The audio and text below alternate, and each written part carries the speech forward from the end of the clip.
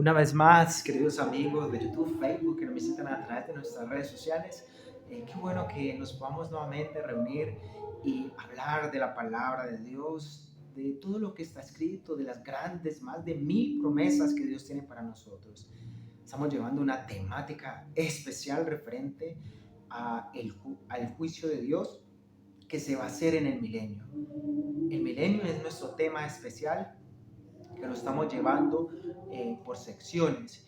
Y hoy vamos a detallar en cada uno de los momentos que la Biblia nos menciona referente a ese juicio, el preadvenimiento, el juicio investigativo. Esperemos que Dios nos dé sabiduría y entendimiento para entender su palabra. Que toda la gloria y que toda la honra sean para Él. Bien, una vez más les invito a que abran sus Biblias y vayan conmigo a el libro de Daniel, capítulo 8, versículo 14. Daniel 8, 14. Y aquí podemos tener una referencia bíblica de el inicio del juicio. Dice, Daniel 8:14 dice, y él me dijo, hasta 2300 tardes y mañanas, y el santuario será purificado.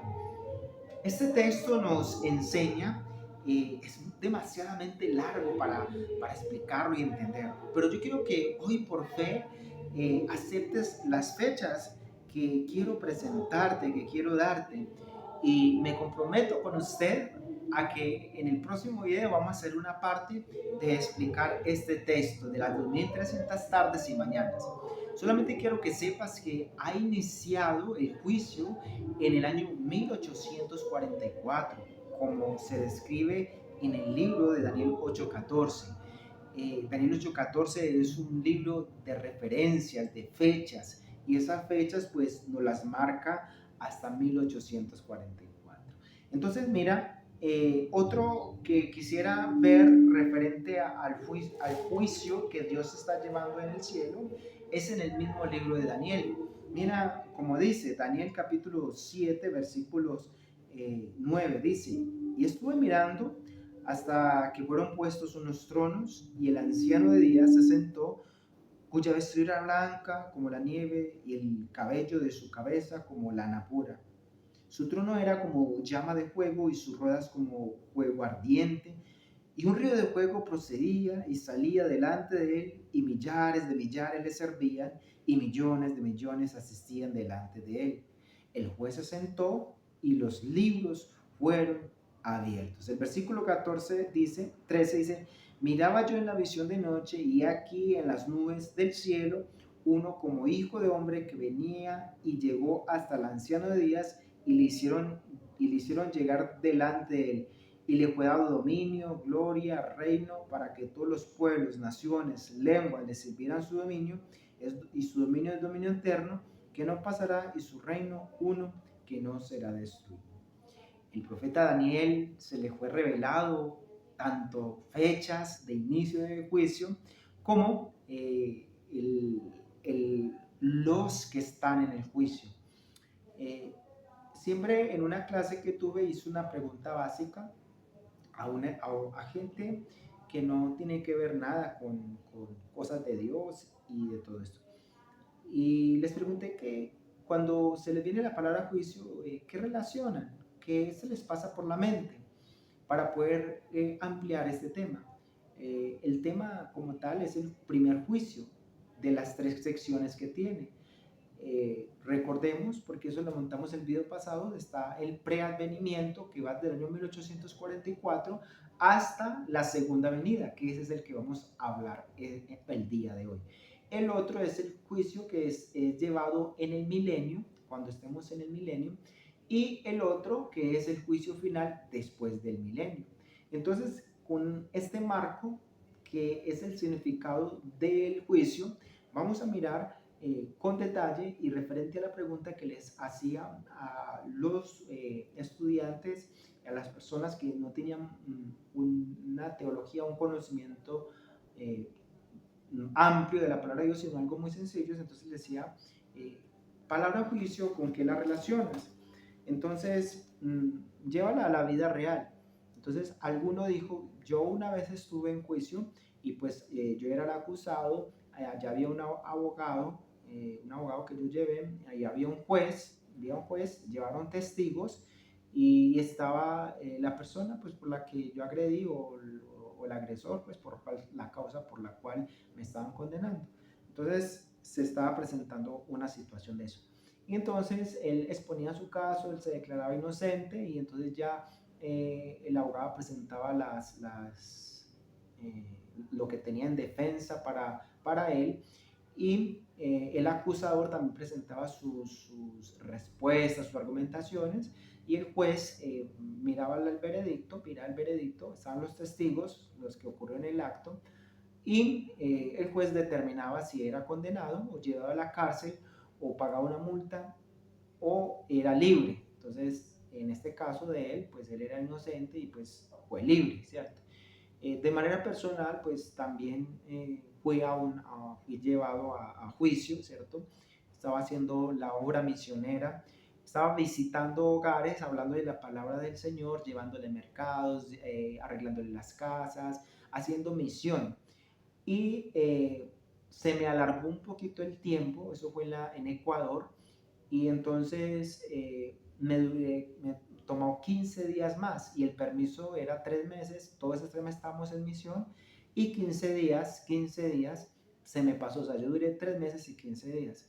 Entonces, después de los 15 meses, pues yo terminé y porque estaba en un lugar como una parte de selva y salí y cogí el carro y me iba directamente para la frontera, para salir ya, para irme para acá, para Colombia. Pero llegando faltando como 2 horas o 3 horas para el ingreso de la frontera, me coge la policía ecuatoriana. Y pues allí, por estar indocumentado o por haberme excedido del tiempo, pues me llevaron a prisión. Estuve allí 24 horas en prisión. Pasé muy bueno porque allí fue una bendición porque los carceleros me trataron bien, yo los traté bien, les hablé de Dios, lo que llevaba la ropa la repartí, fue una experiencia muy bonita y tuve la oportunidad de hablarle a 3 personas específicas una palabra que directamente Dios necesitaba hablarle a ellos y fue una gran bendición. Sin embargo, el orden decía pues que cuando un extranjero se queda más tiempo debe ser a juicio y me llevaron a juicio y entonces allí no ya abogado pues porque no era la necesidad y fui solo y allí estaba la persona, la policía que me llevó, el juez y el el acusador y yo y los testigos. Y me dijeron que porque me había quedado tanto tiempo después en mi caso, que era misionero, que estaba haciendo esto y aquello. Y, y me dijeron entonces, bueno, pues mira, no hay ningún problema, ya se va a devolver. Yo sí, es que venía ya devolviéndome. Entonces firmaron y me dejaron nuevamente ingresar acá a mi país. Pero esto le cuento para que usted sepa que el libro de Daniel no menciona que hay un juicio. Y quiero también comprobárselos para que vayan conmigo. Vamos a leer juntos Apocalipsis capítulo 14. Apocalipsis 14, el último libro de la Biblia. Y el versículo 6 en adelante dice, Apocalipsis 14, 6 en adelante, mira, dice, Apocalipsis 14, 6, dice, y vi otro ángel volar en medio del cielo que tenía el evangelio eterno de Dios para predicarlo a todos los moradores de la tierra y a toda la nación, tribu, lengua y pueblos, y diciendo a gran voz, temed a Dios y darle gloria y honra, porque la hora de su juicio ha llegado, y adorar a aquel que hizo el cielo, la tierra, el mar y las fuentes de las aguas. Este mensaje angelical se llama el triple mensaje angelical, ha empezado. Y Juan lo profetizó que inició en 1844 de nuestra era y finaliza, ese juicio investigador finaliza hasta la segunda venida. Entonces, Apocalipsis confirma que efectivamente Juan nuevamente Dios le muestra que ha iniciado, porque la obra de su juicio ha venido, o sea, en verbo presente, ha venido, estamos en juicio. Dios está juzgando al mundo, Dios te está juzgando a ti, Dios me está juzgando a mí. Despierta, algo está pasando. No puedes andar por la vida como si nada estuviera pasando. Hay un juicio que está llevado en el cielo. Entonces, ¿en el cielo se está llevando juicio? Sí. No, la pregunta es, ¿en dónde se está llevando el juicio? En el cielo. ¿Quiénes son los que están allí? Vamos a mirar. ¿En qué lugar? Hebreos 8, vayan conmigo a Hebreos capítulo 8. Hebreos capítulo 8 y versículos 1 en adelante. Hebreos 8, 1 en adelante. Mire lo que dice. Así que la suma de todo esto, dicho es, tenemos tal sumo sacerdote, el cual está sentado a la diestra de Dios, del trono de la majestad de los cielos, ministro del santuario del verdadero tabernáculo que el Señor levantó y no el hombre, porque todo sumo sacerdote es constituido para presentar ofrendas y sacrificios, por la cual es necesario que también éste tenga algo que ofrecer. Porque si él estuviese sobre la tierra, ni siquiera sería sacerdote, habiendo aún sacerdotes que presenten ofrendas según la ley, los cuales sirven de ejemplo y sombra de las celestiales, como fue advertido por Dios a Moisés cuando estaba por comenzar el tabernáculo. Mira, dice, haz todas las cosas conforme al modelo que te ha sido mostrado en el monte. Entonces, el santuario antiguo de Moisés era símbolo de lo que hoy en día está haciendo Jesús, que está ministrando en el verdadero santuario de Dios. Vamos a mirar lo que dice el versículo 12. Y no por sangre de macho cabrio ni de becerro, mas por su propia sangre entró una sola vez en el santuario, habiendo obtenido eterna redención. Entonces Cristo está intercediendo en el cielo por cada uno de nosotros. Y miren lo que dice, porque si la sangre de los toros y de los machos cabríos y de las cenizas de una becerra rocían los inmundos, santifica para la purificación de la carne, cuanto más la sangre de Cristo es el cual mediante el Espíritu Eterno se ofreció a sí mismo sin mancha a Dios, limpiará vuestras conciencias de obras muertas para que sirvas al Dios vivo. Si aquella sangre de animales que se hacían en los rituales del antiguo Israel, símbolo del verdadero sacerdocio, que es lo que está haciendo Cristo, ministrando como juez, como sacerdote, cuanto más su sangre, su propia sangre, nos dará redención y vida eterna. Aquí, querido amigo y amiga, hay esperanza para usted y para mí. Su caso no está perdido. Dios puede perdonar su pecado, puede perdonar mi pecado y darnos redención por el poder de su sangre derramada por cada uno de nosotros en la cruz. ¿Quieres tú aceptar eso? Acéptalo, porque Él es el único que puede darle cambio a tu vida. Entonces, en este juicio que se está llevando, así como paralelo a de la tierra, se está llevando un tribunal en el cielo. Y hay 4 elementos. Según Daniel, capítulo 7, 9 dice, y vi correr un mar de vidrio, ¿cierto? Un río. Vamos a leerlo, vamos a mirar los elementos que Daniel nos muestra. Daniel capítulo 7. Estaba leyendo en dónde? En Hebreos 9, 12, Hebreos 9, 12 y 13. Y vamos a leer Daniel capítulo 7, y vamos a mirar los elementos que aquí encontramos referente al juicio, elementos. Entonces, lee conmigo, voy a leer los elementos. Están objetos o eventos que se ven allí.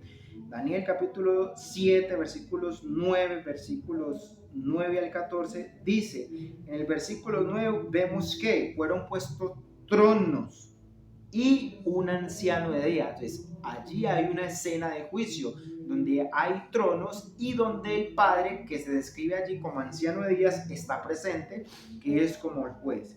Dice, un río de fuego descendía y salían delante de él, miles y millares le servían y millones de millones asistían delante de él. ¿Quiénes son esos miles y millones y millares que están en el cielo? Pues la Biblia nos afirma que esos son los ángeles que le sirven a Dios, que están junto con el ministerio de salvación para que usted y yo busquemos de Dios en pro de salvación.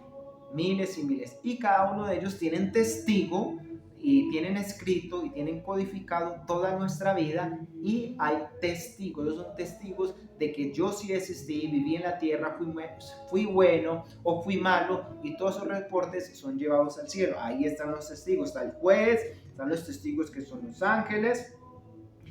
Vamos a mirar en el versículo los ángeles no caídos. Está el Hijo del Hombre en el versículo 13, que cuando Jesús vino, que es el abogado, dice el versículo 13 abajito, dice el Hijo de Hombre que venía y llegó hasta el anciano de días y le hicieron llegar delante de él. El versículo 10 dice, el juez se sentó y los libros fueron abiertos. Entonces acá podemos ver los elementos, que está el Padre, el juez, los testigos, está el abogado, que es Jesús, y el acusado o el acusador, que es mi nombre, no yo.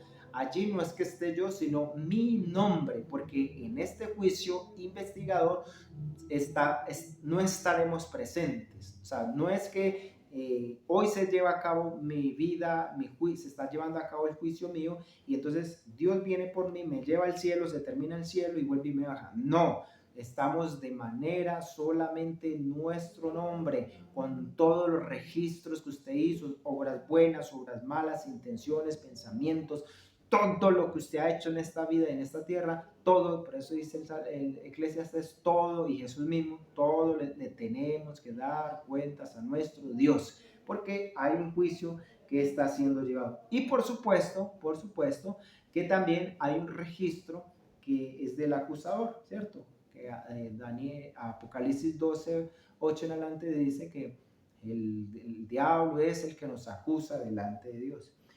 Voy a leerles un texto que está acá en Job 1.6, para tener una escena, un panorámica más o menos de esto que está pasando allí, que es una miniatura de lo que hoy en día es una realidad para nosotros, de un juicio que se está llevando.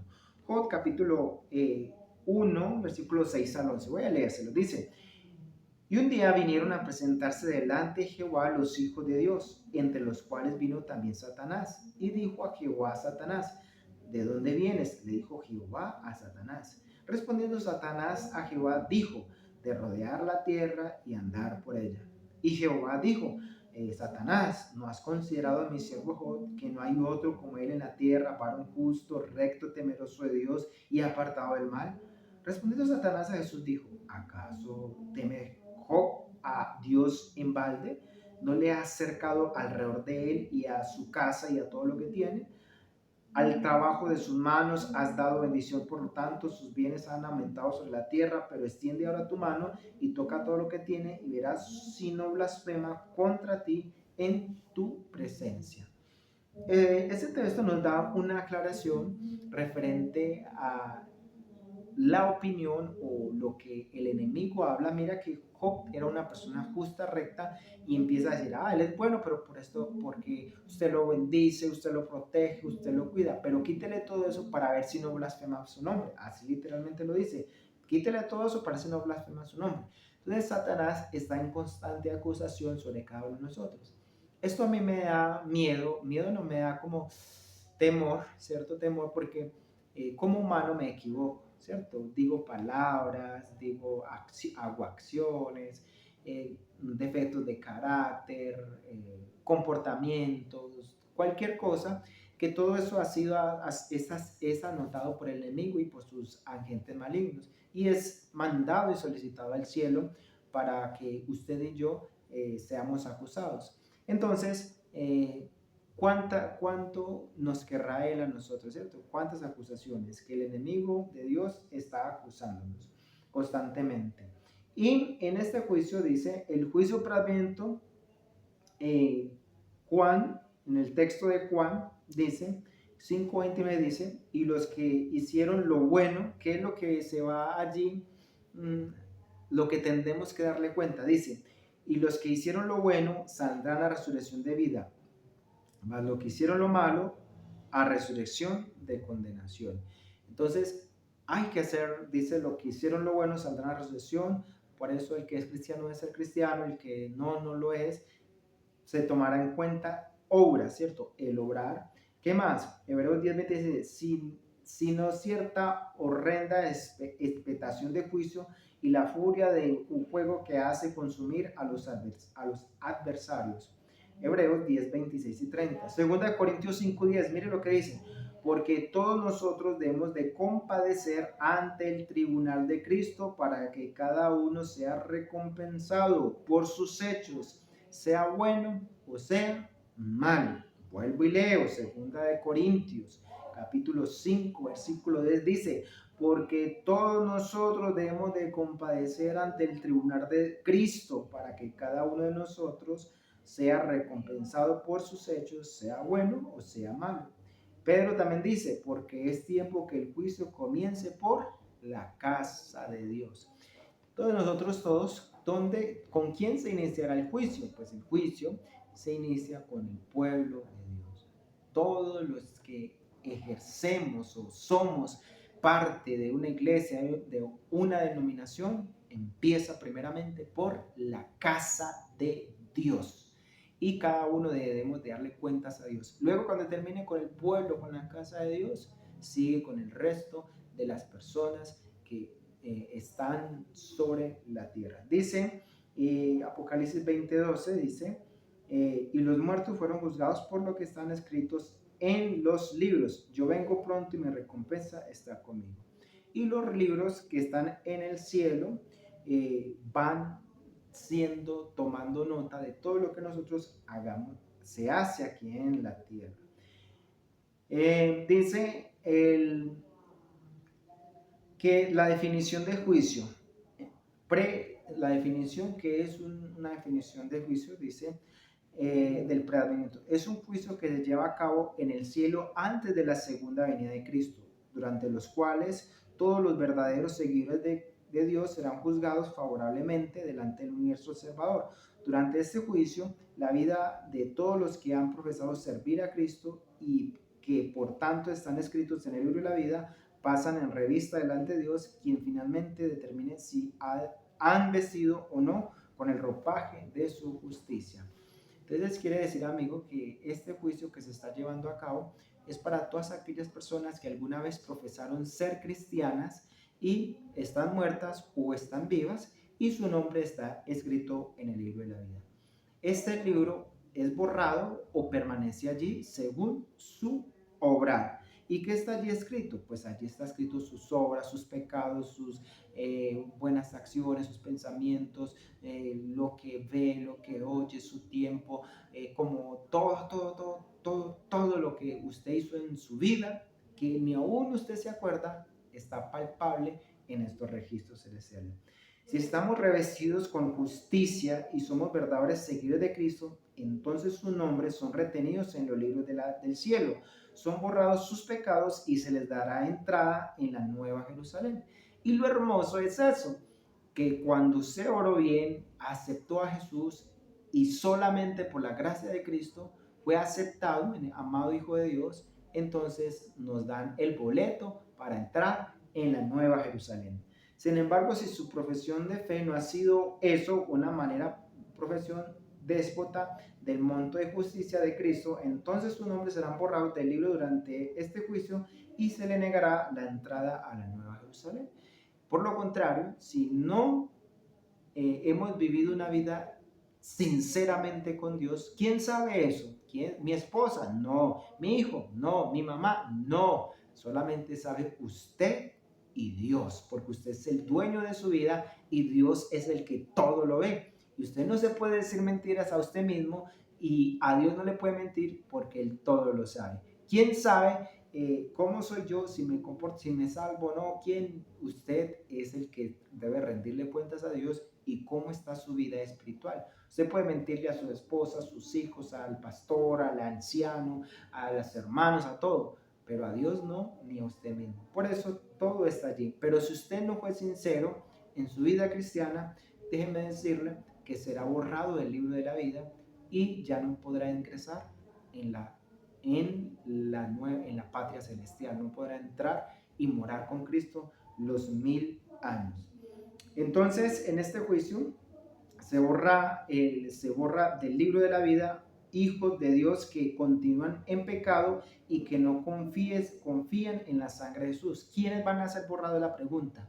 Entonces yo soy cristiano y me aparta. Vamos a ver, ¿quiénes son los que van a ser borrados? ¿Quiénes se borran? En el libro de la vida, los hijos de Dios que continúan en el pecado y que no confían en la sangre de la purificadora Jesucristo, ni en su intercesión como sumo sacerdote. Dicho borramiento se hará cuando aquel Hijo de Dios ha fallecido.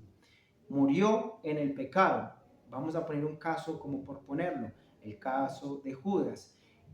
Su nombre está escrito en el libro de la vida. Sus decisiones lo llevaron a equivocarse y apartarse de Dios. Llegó a la muerte. Cuando su nombre sea allí pasado, pues simplemente Judas es borrado del libro de la vida y no resucitará en la segunda venida. Borrado. ¿Por qué? Porque continuó hasta el último día de su vida, murió en pecado, ¿cierto? Murió en pecado. Pues él se suicidó y la Biblia dice, condena eso. Y negar a Jesús y su perdón y su intercesión. Segundo, el juicio es a favor de los santos y en contra de los rebeldes. Los santos no deben de sentirse miedo ante el juicio, por el contrario, deben estar siempre reconciliados al saber que este acto los favorece a nosotros. Lo único que deben de sentir favor son los impenitentes. Por lo tanto, este juicio es para salvación. Este juicio es para salvación. Qué bueno es que Jesús tome su nombre y tome mi nombre.